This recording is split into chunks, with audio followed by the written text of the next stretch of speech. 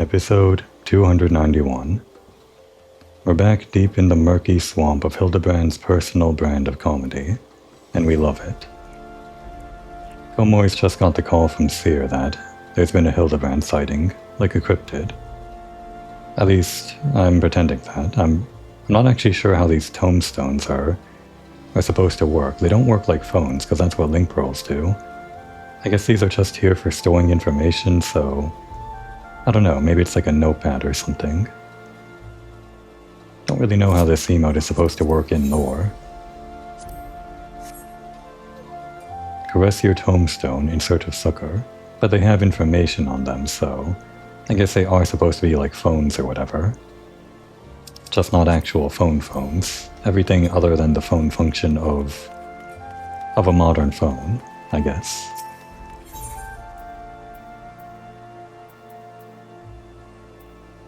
Over here.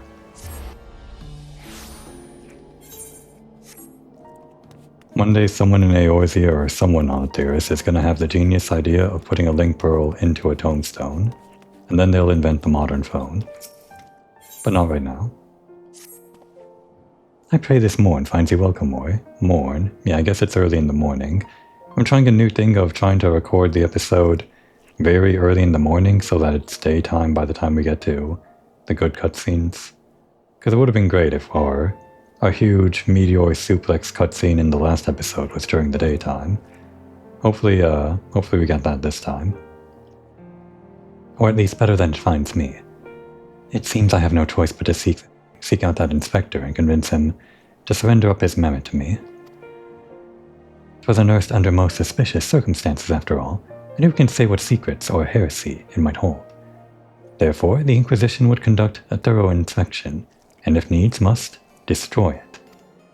Given his affinity for the contraption, I fear the inspector may not be amenable to my request. Nevertheless, he must be made to see that it is in the interest of public safety. Would you be willing to help me persuade him? I mean, not really, but we're doing it because it's funny. Fury be praised, at least you have seen reason. Let us pray he will as well. It's just a mammoth. What could it possibly do? I guess those things, well, it's not too long ago we fought a bunch of scary mammoths in the Great Google Library hard mode. And just in general, I guess they can be used as tools for war, but this one's fine. It's just GG. I'm given to understand that while the inspector and his assistant have been wandering all over the city with the mammoth in tow, they often frequent the gazebo near Fort Tom's Manor. Really? We were just there, and we didn't see them once. With any luck, they will be there now. You know what? They probably stopped by several times, and Comoy was too busy looking at her phone to notice her tombstone. Isn't that just how it goes?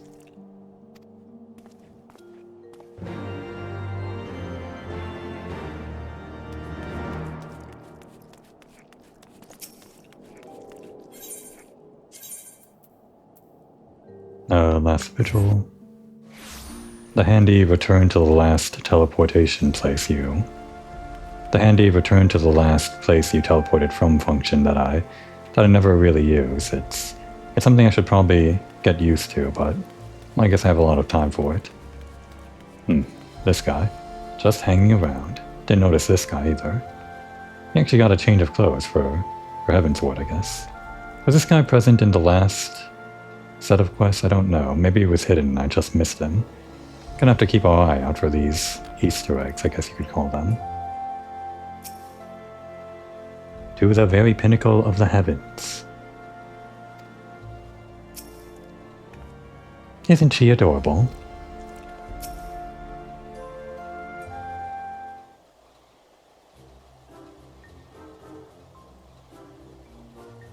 Verily shall we scour all creation, from the deepest pit of the seven hells to the very pinnacle of the heavens, for the answers we seek. Quoting La Habrea there. Every day shall be filled with grand adventures, the stuff of fairy tales and legends. Huzzah, a grand adventure, in the deepest pit of the seven hells. Yeah. Just so. Such is the creed of Hildebrand, agent of inquiry, inspector extraordinaire. You've taught him well. You've taught her well. You've taught it well. Well posed, Gigi, well posed. I dare say you have the potential to be an exemplary inspector someday. Right, that's enough of that. By virtue of the authority vested in me by the Supreme Sacred Tribunal of Hellenic Inquisitory Doctrine, what a mouthful, I hereby command you to surrender that mammoth suspected heretical origin into my custody. Why, hello there, Komoy, and Inspector Seer, ever the jester, accusing poor Gigi of being a clockwork heretic, when 'tis plain to see that he is merely a precocious young lad. Oh, there you go again, confusing the poor girl, as if those big, beautiful, boxy eyes aren't the soul of femininity. I mean, she's got a point. Big, beautiful, boxy eyes. Noshu, please, were you not witness to the magnificent display of Mandervillian masculinity mere moments ago?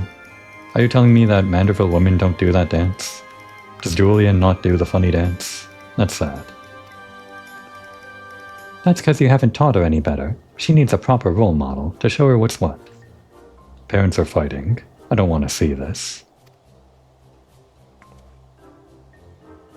Oh yeah, do that pose, Gigi.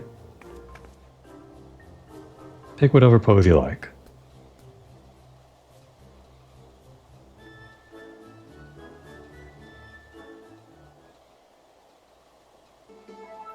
Mistress Moriko, Inspector Seer, what is all this commotion? We can hear you from the courtyard. Oh, it's him. Didn't think he'd be involved again. I guess we're kind of using his gazebo, so yeah, we're being really loud right outside his window. Oh, Lord Edmond, my sincerest apologies for the disturbance. I'm come to seize this mammoth on behalf of the Inquisition, a fact which I clearly explained to the inspector before you arrived. At which point they set to bickering about the contraption's gender. A very hot topic of debate.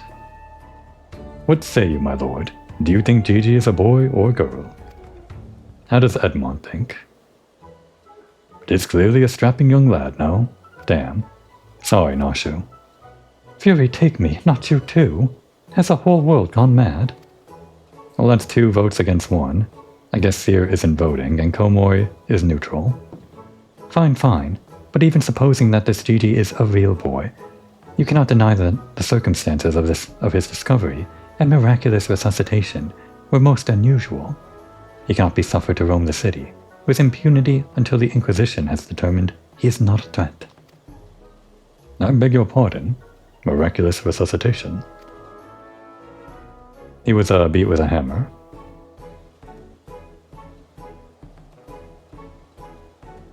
I see. And until such time as Gigi recovers his memory, mayhap it would be best if you adopted him as a ward of House Manderville. I will even stand as witness here and now, if you wish. Wow. It's like we're echoing the story from Heavensward, or something. Adopt? Then that would make me Gigi's father? Yeah, that's how it works. We were adopted as a ward of House Fortomp, so Edmond's our daddy, I guess. Doubtless the Inquisition would think better of taking any action which might threaten the cordial relationship between our 2 houses. Yes, of course. I'll do it. I, Hildebrand, Agent of Inquiry, Inspector Extraordinaire, do hereby grant this child the patronage of House Manderville. And I guess Manderville is a pretty important house, so funny how this works out. Papa Hildy, Papa Hildy.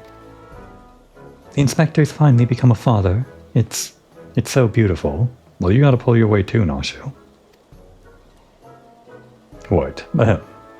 Now that you need no longer fear the Inquisition, you are free to show Gigi more of our fair city. Indeed, I strongly encourage you to do so. Mayhap by the grace of the Fury, something will jog his memory. Thank you, Lord Edmond. I shall not forget this kindness. Come, my faithful assistant, my beloved son, we must away.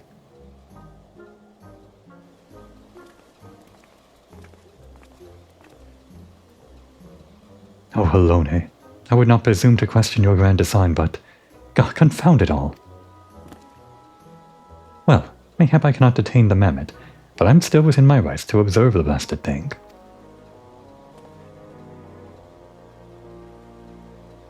Thanks for playing along, Edmond. Lord Godbert will be pleased to hear that his son is as hale and healthy as ever. Not that I would ever presume to meddle on another father's behalf, and certainly not without consent.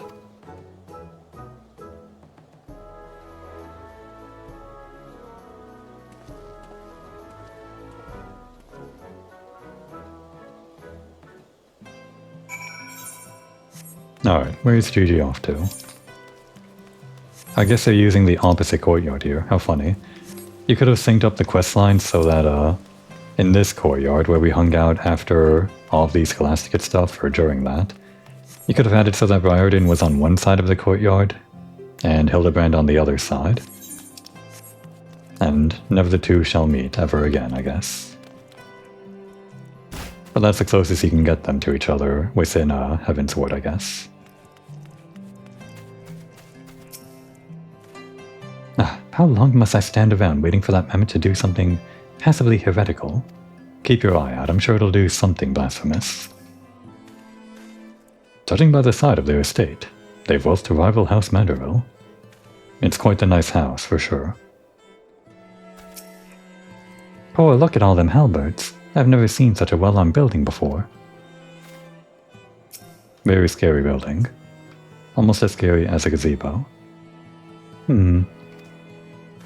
Come now, Gigi. Surely gazing upon this wondrous work of Ishgardian architecture stirs something within your soul. This grand manor of House Durin Meltemsarte. I think he combined all four of them there. That's pretty impressive. That at least shows that he knows all four of the names in some capacity, I guess. Pray do not fill the mammoth's head with such nonsense. That is the supreme sacred tribunal of Felonic Inquisitory doctrine. I should know. I work there. Oh, that's right. He actually has a physical place where he frequents. It's not just up in the air or a vague idea. It actually physically exists out in the world. Funny that. We don't really think about it we don't think about it after that whole stuff with the trial by combat. That's the only time we really go there in that story, I think. Furthermore, I'm quite certain that there is no House Durin Male Tempsarte, and that is a rather ludicrous portmanteau of the four high houses, including the esteemed house which but recently stood as witness to your adoption. Well, Gigi? Oh no, that's not true. Well, Gigi, do you remember anything? No, nothing. I say, rather than parading him before the grandiose, why not give him a taste of something more prosaic? Let us make our way to the holy stables, that he might bask in the singular sights, sounds, and smells of Ishgard's famous chocobos.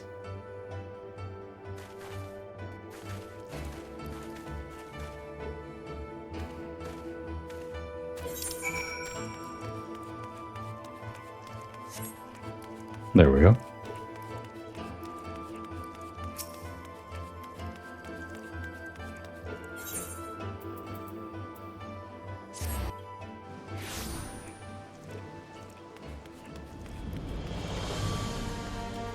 I vaguely remember how this questline ends, but not what happens in the middle, I guess. Well, I guess we're gonna find out.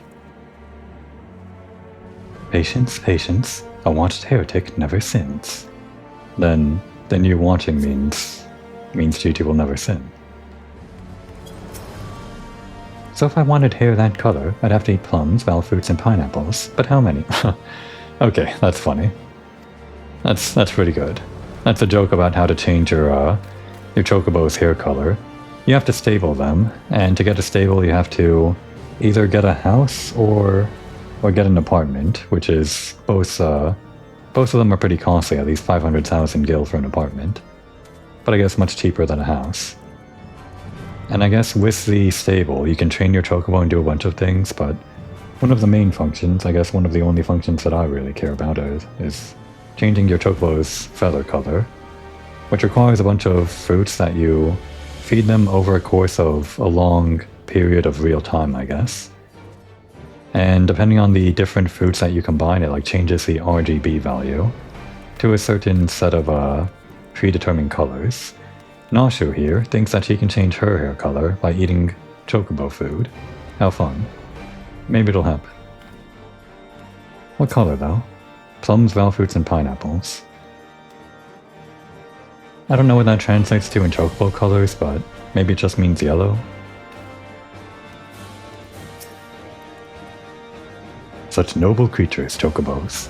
How many halcyon days did I pass in the saddle, racing across the windswept plains?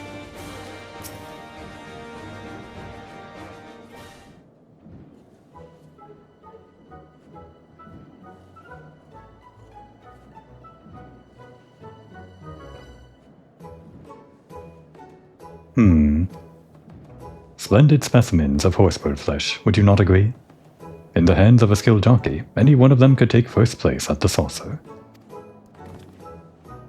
These chocobos are the pride of the Ishgardian cavalry, and any temple knight who dared exploit them for personal gain would answer to the Fury herself. How about it now, GT? Do you remember anything about Ishgard? Be sure to sniff the chocobos. It might help. Sniff, sniff. It didn't. You know, just because you found him in a court in Snowbank, it doesn't mean he hails from Ishgard. Which is why we ought to try taking him to the markets and exposing him to all manner of goods from across Eorzea. Excellent suggestion, Inquisitor. You're helping. You're one of us. Wait, am I now complicit in this farce? Fury, forgive me. Good job.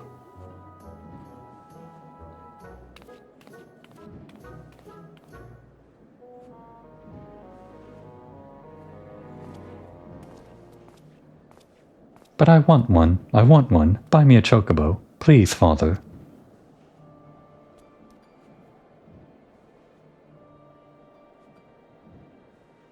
Oh, well there's the pink guy in the background. Another cameo.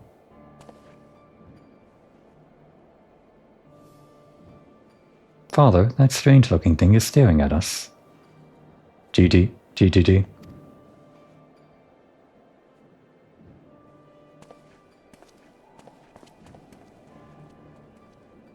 Am I that strange looking? You're a perfectly normal boy, if you want to be.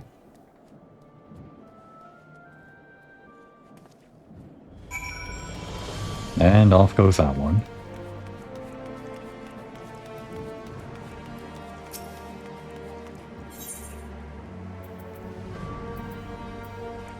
Jeweled Crow's here. Ah, and this again. Okay, one quick stop. Just one game. We'll get that card yet. This time for sure. At least one card. At least one victory. But we're only going to try once. So that means we have to win. Alright, easy card to take. Unfortunately, this is a bad matchup. Let's put this here so we can take it back. Alright, that works in our favor. We can't plus that. Can't plus the other side either. We just have to hope that... Actually... Yeah, hope that they can't take Y'shtola. Okay, thank goodness. She has like 5-star cards or something, or 4 of them. Well, thankfully we did actually get the card first try. But she still has one more. Not right now.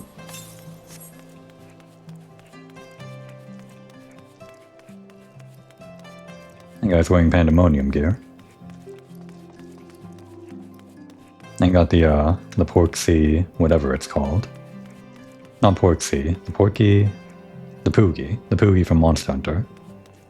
We'll get to that soon enough. The Rathlos, at least. Not Arkveld, that's way in the future. What if I picked one with my eyes closed, and gave it as a name day gift to myself? Oh, I wonder what I'd get me. What a fun way to do things. Oh no, damn it. I want to get everyone's flavor dialogue. I accidentally targeted this one.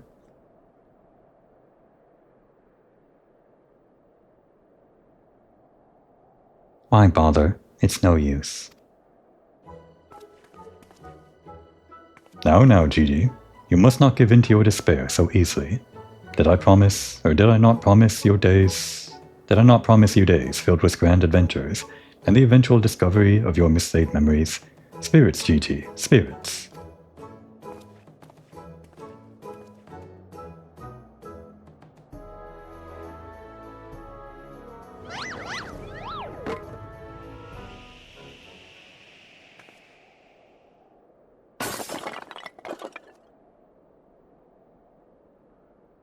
Don't emote so close to the priceless face.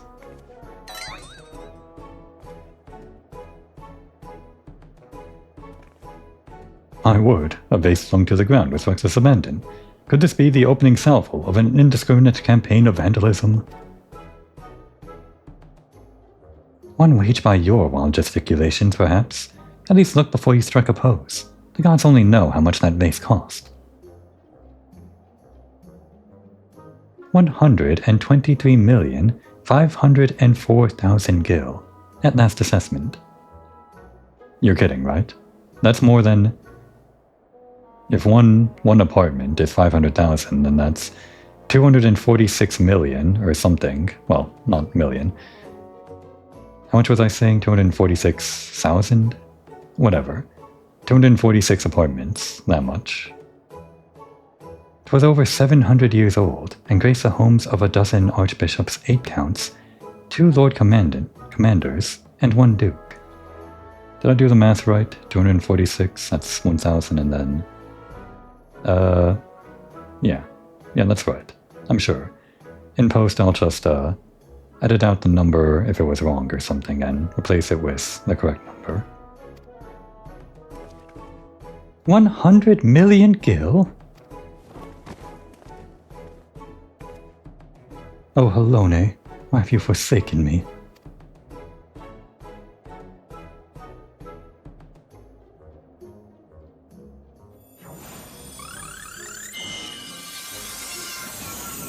I forgot about this. Well, would you look at that?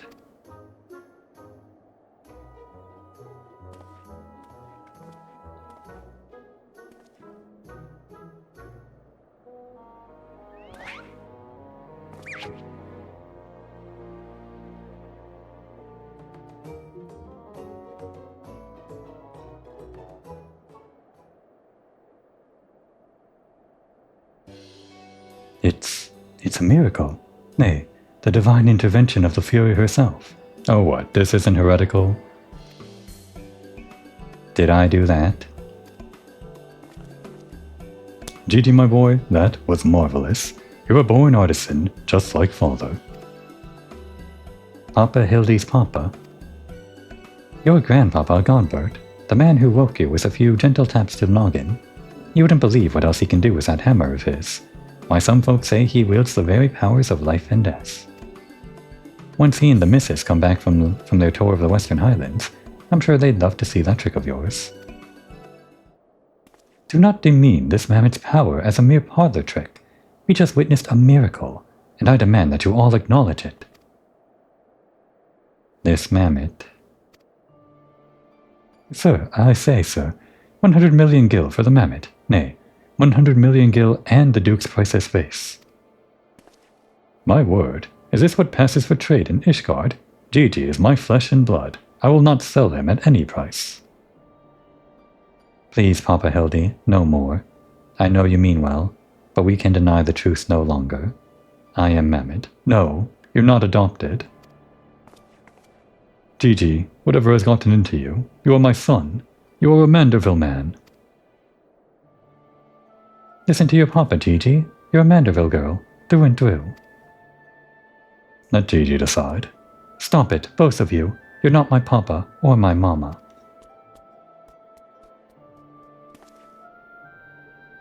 I don't think that's Gigi deciding. Just seems like a troublesome time. It's rough growing up, and no one understands. No flavor text. Oh, the children do say the most hurtful things. The unmistakable scent of, well, perhaps not heresy exactly. Regardless, that mammoth's power cannot be allowed to fall into the wrong hands. Well, it is only to be expected. Gigi is at a rebellious age. Strange as it may sound, I too tested my parents' patience, and that on more than one occasion. But if they could weather the storm, then so could I. I say we find out what's got him thinking he's a mammoth. Oh, you changed sides, not you? But he is a mammoth. How can you not? Oh, never mind. Just so we're clear, you do agree that it's a mammoth, right? You don't honestly believe that, you know. We're not weighing in on this. I'm sure he didn't mean what he said about his Papa Hildy, which means he thinks I'm his mama.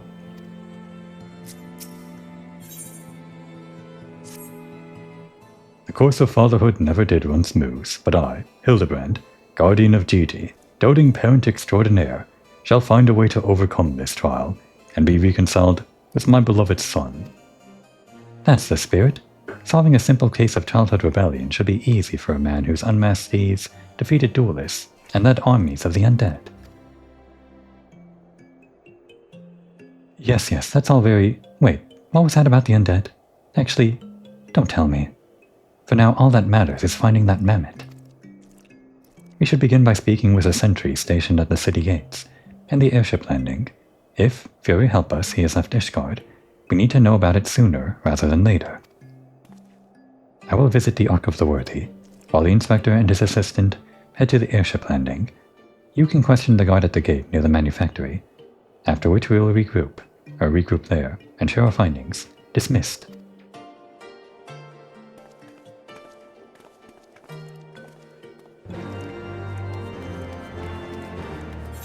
Can we actually find them at the places they said they'd be? Get some extra flavor. Ark of the Worthy airship landing. Where's the Ark of the Worthy? He went like down in this direction. Oh, must be like the entrance to here? Or here? Yeah.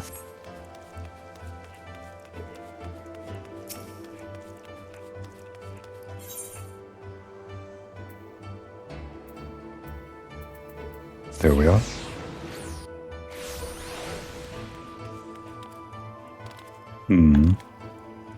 They don't seem to actually be here.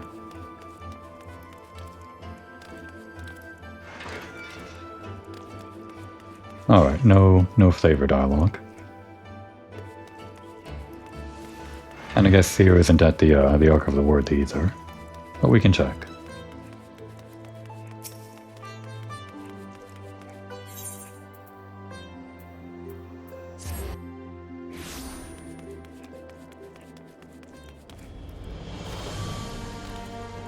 Does the draw distance accommodate for... Okay, well we can see that guy over there, I guess. So yeah, Seer isn't here.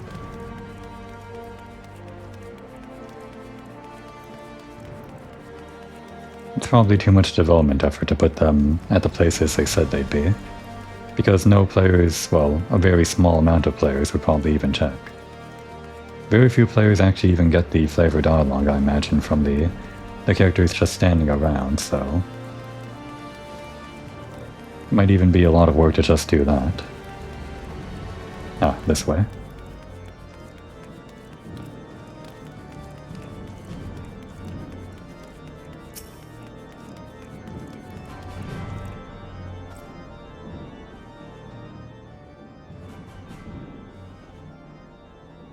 Little fellow with a wide-brimmed hat. Why, he came through here.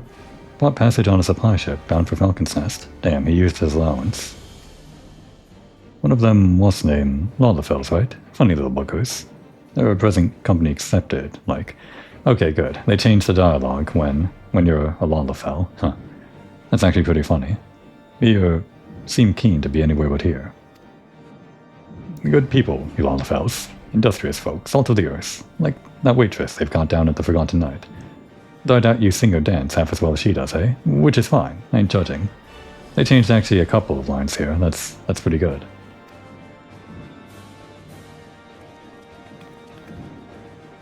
Well, if Gigi left the city, it was not by the main gates. And the sentries at the airship landing have seen no one matching his description. This guy's racist towards Lalafels. Falcon's Nest? Fury take me. Must we return to that freezing pit of despair? Wheresoever Gigi goes, I will follow him, and find him and embrace him as my son once more. However, I surmise our final destination lies far beyond the walls of said outpost. Indeed, there is but one reason he would return to those frozen wastes. To frolic in the snow and cast his worries into the winds. Really? He seemed in no mood to frolic when I last saw him. As I recall, he used his arcane powers to mend a vase, only to become morose and belligerent, when it became clear to him he was, in fact, a mammoth. One might even say he remembered what he was, remembered his purpose, and so he returned to Western Quartus, that famous breeding ground for heresy, where we first found him.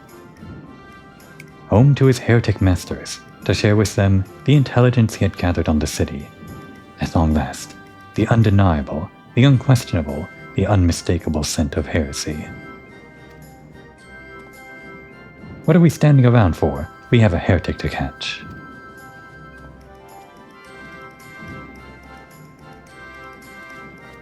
Inspector, I'm starting to think that Inquisitor Seer might not think very highly of our little girl. She's back on that, okay. Nashu goes back and forth, I guess that's fine. It is possible, but I would not presume to know the feelings ere he voice them explicitly. Yeah, he has to be explicit about it. Until such times as he does, we should endeavor to surreptitiously bring him round to the opinion that Gigi is a boy of pure heart and good intent. Subtlety in all things, Nashu. That is the manderful way.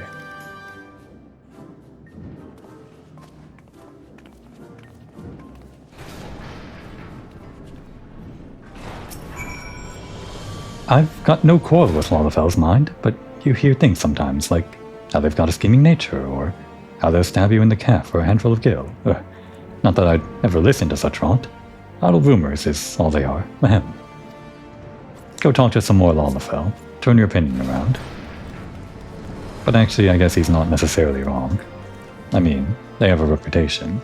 Even we might stab him in the shin if we feel like it.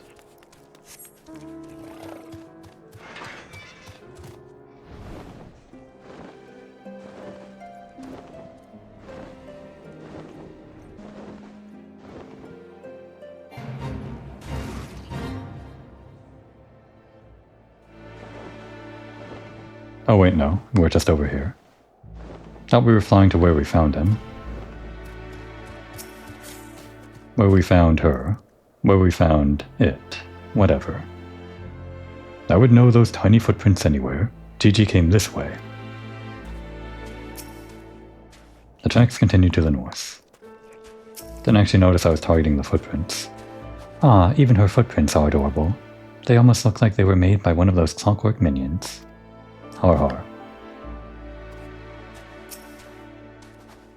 Aha! I knew it. The mammoth immediately left the outpost, and looks to have headed north along the river. By the Fury, I cannot wait to finally catch him in the company of heretics. Alright, so you're on that side now, Seer. I don't know whose votes lie where. I don't much like your tone, Inquisitor. If our baby girl ran afoul of any heretics, she'd look them square in the eye and tell them she doesn't want any. Hey, Inspector, I think I just had one of those moments, you know, of insight. Maybe Gigi came out here to find Lord Godbert. I did tell her grandpapa might like to see that trick of hers. Brilliant deduction, Nashu. He must be eager to meet his grandparents. The self-same ones he renounced when he declared you were not his father. Ha ha ha, what a fine young gentleman, eager to explore his heritage. Let us make haste, my friends. For a reunion of 3 generations of Manderville beckons. Generations of Mandervilles beckons. I really can't be bothered. We're wearing him down.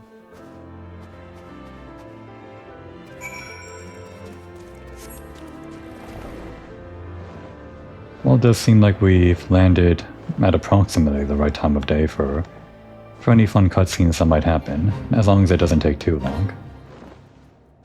That might be the strategy. Begin the episode sometime in the very, very early morning.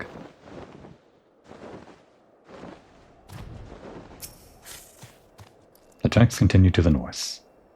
Now, we gotta find each of them.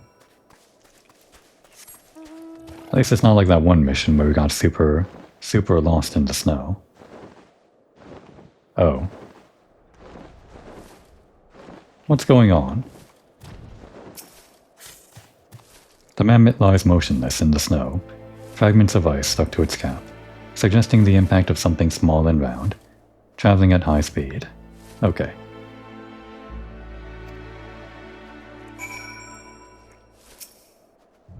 There's a lot of dead animals around. I feel bad for them. My head. Who? Oh, it's you. You followed me.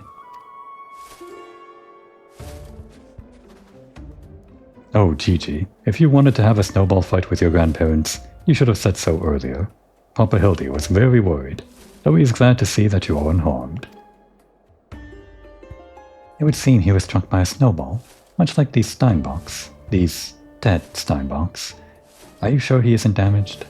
Hope they at least, I don't know, use the meat in the fur or something. As if a mere blow to the head could fell our Gigi. We Mandervilles are made of sterner stuff. I myself have been driven headfirst into the earth, on no fewer than 24 occasions, several times from moms above, and my mind is no less brilliant for the experience.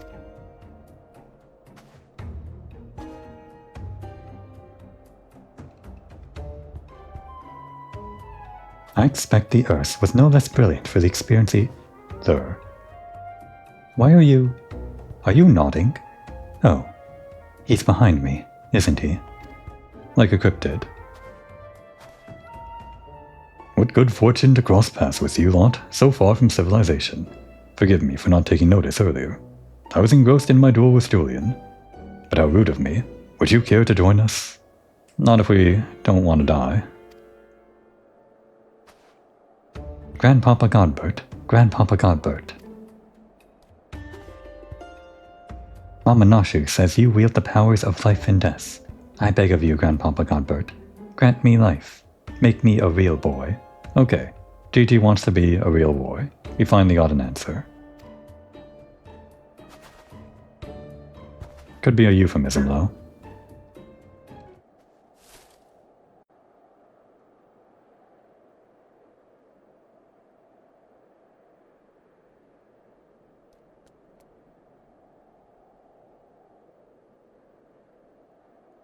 Are you sure about this, son? It may sting a little. I will endure whatever I must to become a real boy.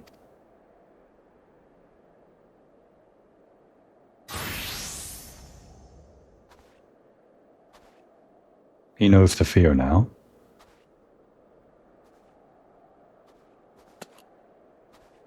Then let us begin. Wow. Incredible. I guess.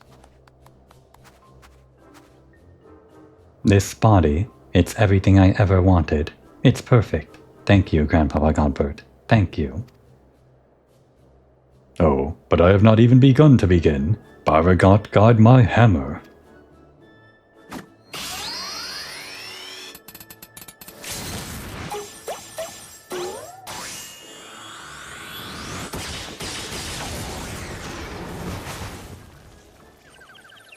The infamous Goldsmith's limit break. If only we could do it.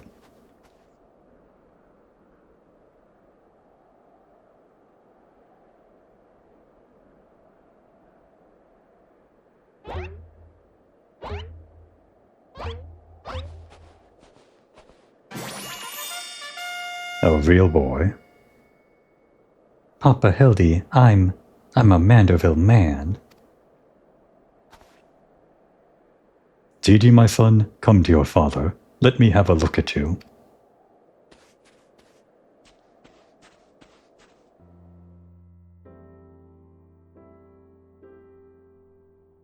What a beautiful moment. Papa Hildy. Gigi.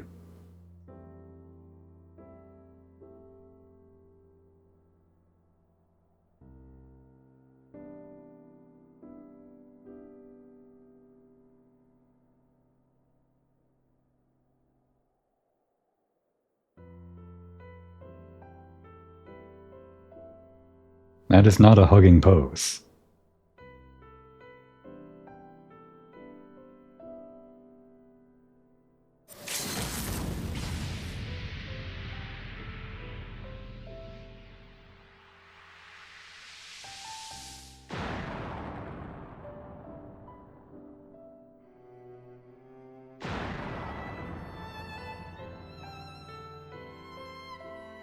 Beautiful. How somber. The music was a great choice.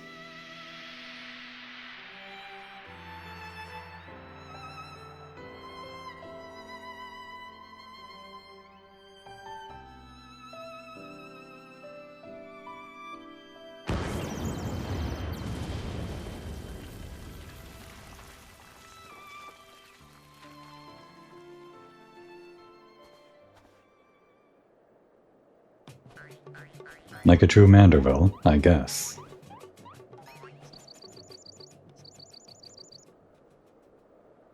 Now that brings back some memories.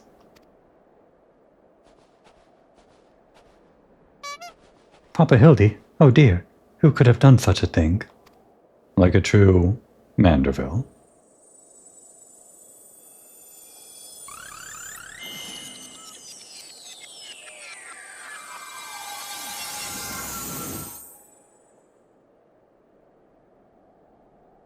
By the Fury, it's just like the vase all over again, miraculously restored to its original form.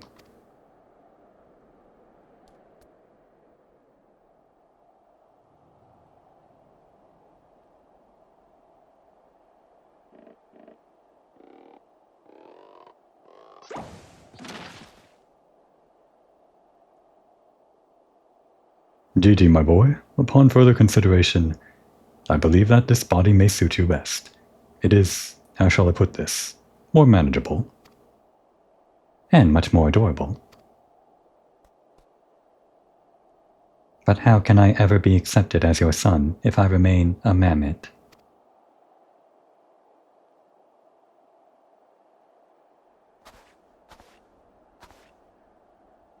Is that what's been troubling you all this time?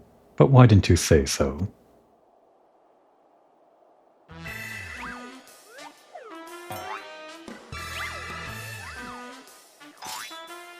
A Manderville is more than mere flesh and bone. He is vigor, compassion, honor.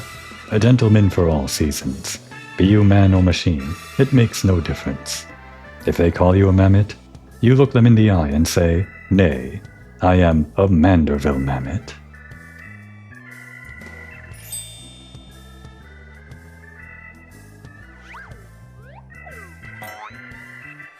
How beautiful, how life-affirming.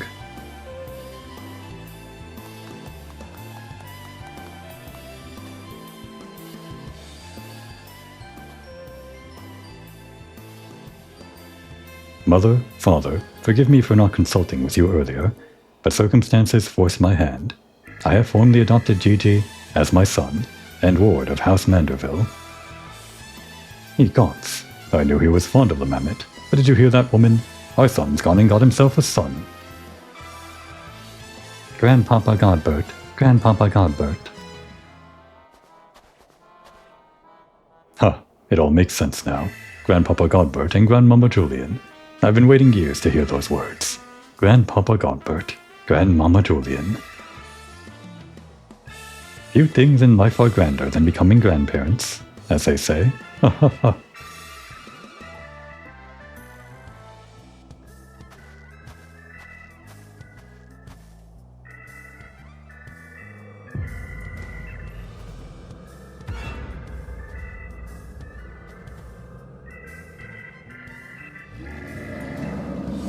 The infamous culinarian limit break 4. If only we could do that. And what's so bloody grand about it?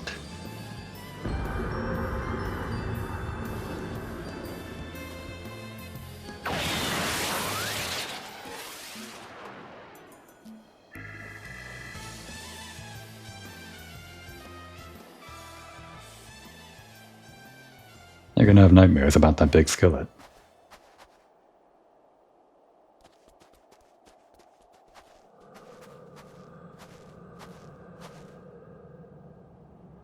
I'll not be made grandmother to a bloody buggering mammoth.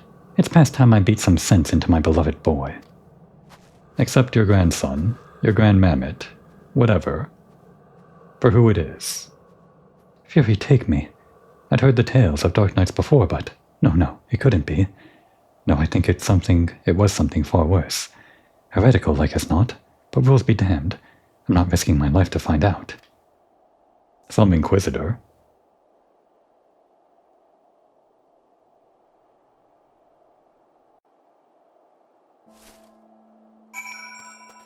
And everyone's gone, except for Seer.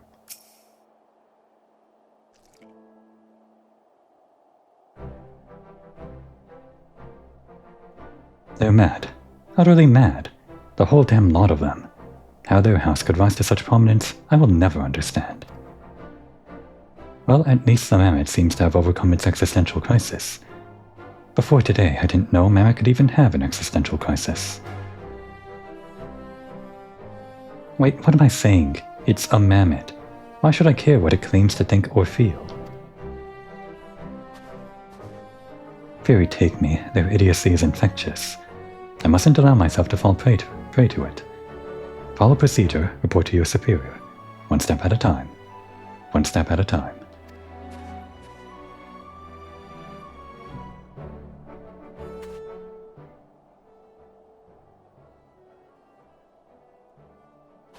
The mysterious silhouettes from last time, or at least one of them was a mysterious silhouette from last time, no longer silhouettes.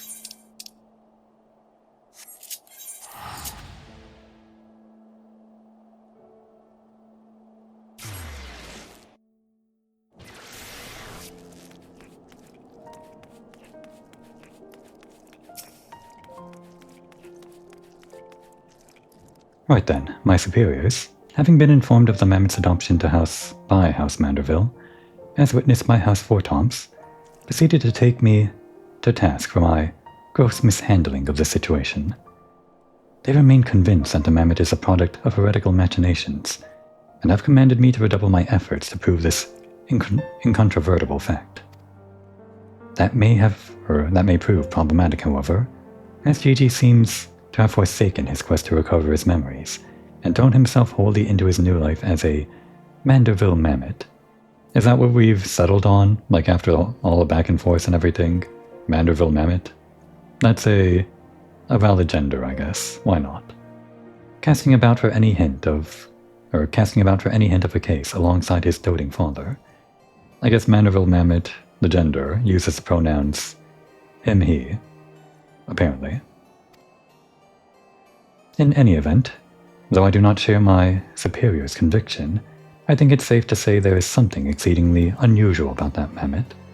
You saw with your own eyes how effortlessly it restored that vase, and itself to its original form. Reconstructive magics are not particularly rare, but his are unlike any I've ever seen before.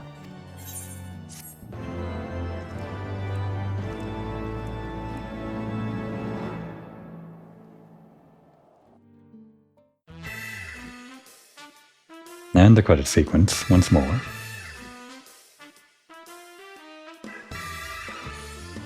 Still don't know his last name there. I guess it begins with an M? Oh. What was that? Did it say like G.G. Manderville or something like that? And that one. Whoever that one was. The merchant. I guess she has a name. I'll have to go back on my recording and see what kind of name they gave Gigi with the old Eoysian to English alphabet conversion chart, whatever it is. Oh, actually, there should be no more... Yeah, there are no more orange quests around, so... No, wait. This one spawned in, didn't it? This wasn't here before. I was about to go somewhere else to find orange quests to kill time with, since there's only 10 minutes left in the episode, and we're saving the next Hildebrand episode for the next real episode.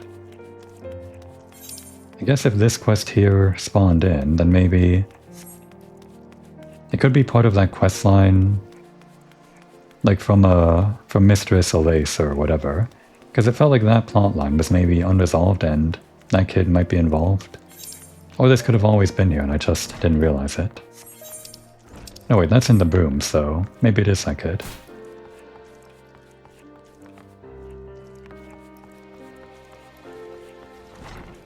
No wait, it's not the broom, it's this guy again. And we get some Lorimar.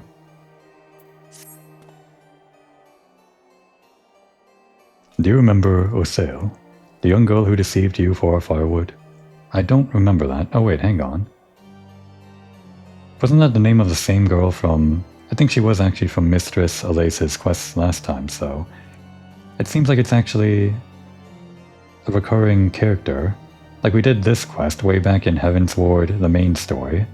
Or like a quest for this guy, which he's referring to, this fireword thing, which I don't remember. And I guess that kid was involved, and then the follow-up quest to that was Mistress Elise, and now we're doing another quest in the chain.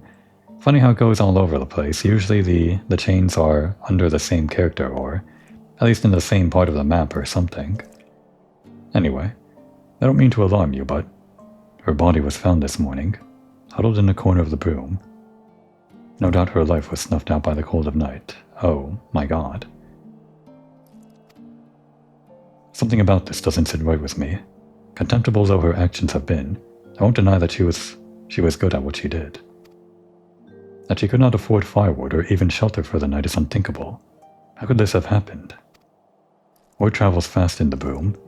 The news of its greatest thief's passing has likely reached the taverns by now. See what you can glean from talk in the Forgotten Night. Failing that, you may find a clue among her belongings down in the broom. What a horrible side quest. I can't believe it. That kid, Word of anything worth knowing will surely find its way to the Forgotten Night. Her belongings down in the broom may also tell us of what happened. Same thing. Just last quest ago, she was, I don't know, just stealing a little purse from the jeweled crozier and, And then the next quest, she's dead.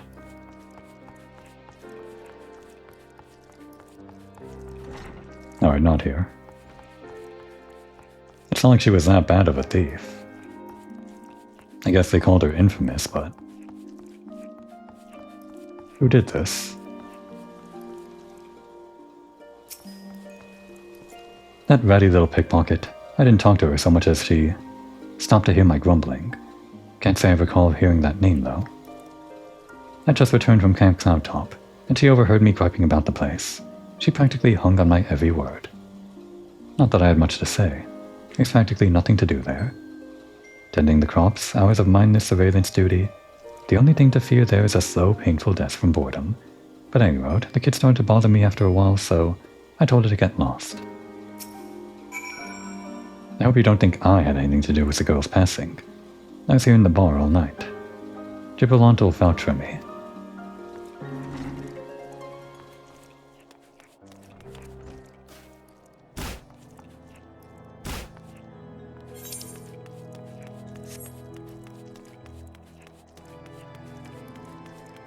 What a sad questline. At least I guess it'll be memorable. It's just so sudden. It all happened off screen and everything. You find a sack filled with Oseo's belongings. I guess it's Osali. Among them you discover a sizable amount of gil and recruitment flyers for Camp Cloudtop.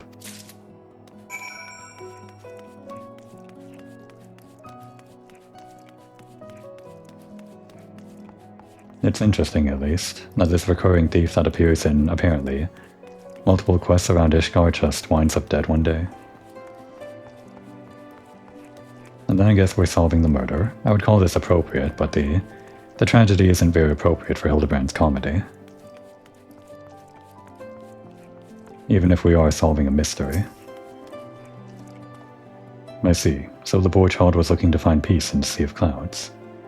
In light of all that has befallen Ishgard, I cannot blame her. She was made an orphan long ago by the war, and attacks by the Horde only grow more terrifying.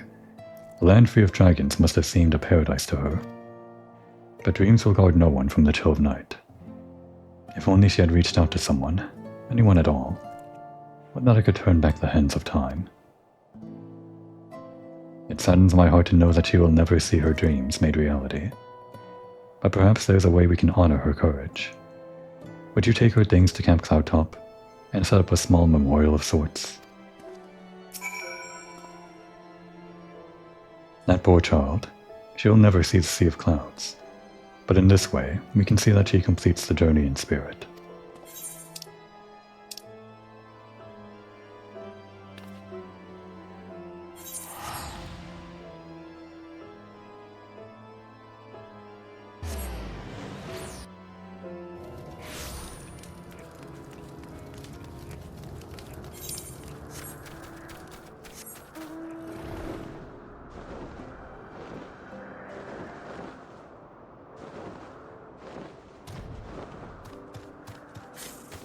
As good a place as any, I guess.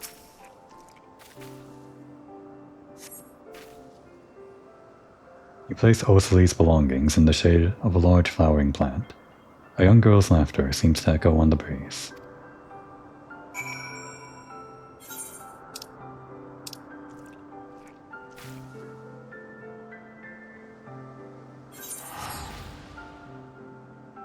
Well, that's there forever now, I guess.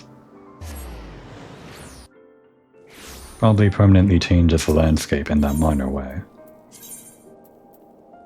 Just a little bag, under a bush somewhere.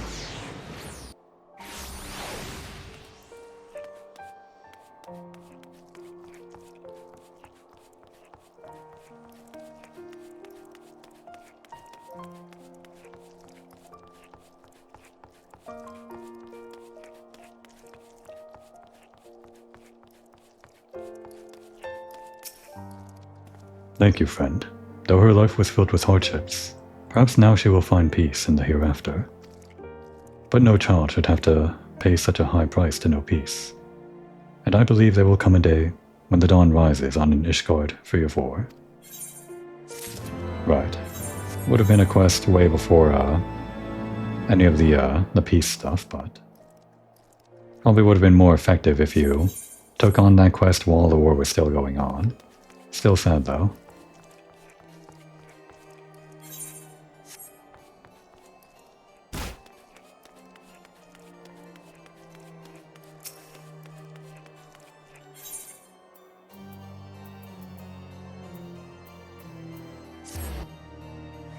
Alright, well, I wasn't exactly prepared for that much tragedy in the Hildebrand questline episodes, but I guess we have to take it in equal measures. Lest we forget we're doing this after the death of Pampalimo, and I guess we're also trying to balance the tragedy and comedy in Komori's life. This just means we're balancing it out even more or something. I don't know. It's sad. We'll just sit on these feelings and try to be ready for the comedy in the next episode.